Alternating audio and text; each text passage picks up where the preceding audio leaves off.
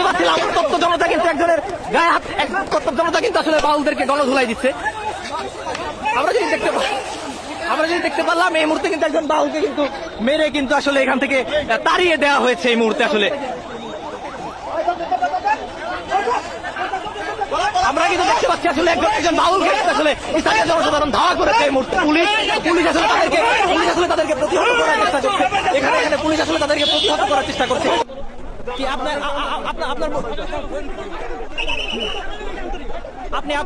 আপনি কোথেকে আসছেন? আমি আসছি তোমার কাকার দোকান করে। হ্যাঁ। আপনি কি বাউলদের প্রোগ্রামে আসছেন? না, আমি কোর্টে যাবো কাকার সাথে দেখা। আচ্ছা, এখানে দোকান কোথায়? আপনি কোথা থেকে আসছেন? মানে কোথায় যাচ্ছেন? কোথায়? টাঙ্গাইল। মানিকগঞ্জে কি করছেন এই মুহূর্তে? মানিকগঞ্জে কি করছেন আসলে? বাসা কোথায় আপনার?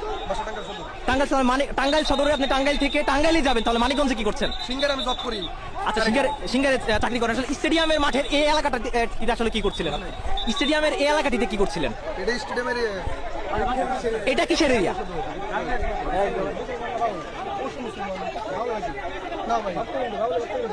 কি করে এখানে কি করছিলেন আসলে?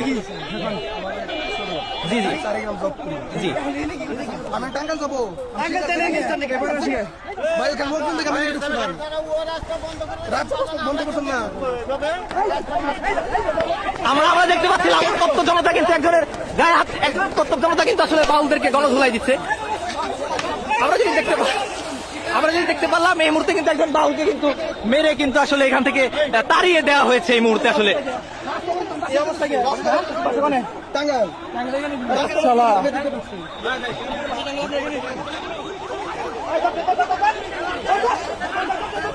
আমরা কিন্তু দেখতে পাচ্ছি আসলে একজন বাউলকে আসলে স্থানীয় জনসাধারণ ধাওয়া করেছে এই মুহূর্তে। আমরা দেখতে পাচ্ছি এখানে স্থানীয় একজন বাউলকে কিন্তু আসলে জনসাধারণ ধাওয়া করেছে। এখানে উপস্থিতি ছিল, আমরা আসলে যেটি দেখতে পাচ্ছি এখানে একজন বাউলকে কিন্তু আসলে জনসাধারণ ধাওয়া করেছে। এখানে পুলিশ আসলে তাদেরকে প্রতিহত করার চেষ্টা করছে। এখানে পুলিশ আসলে তাদেরকে প্রতিহত করার চেষ্টা করছে।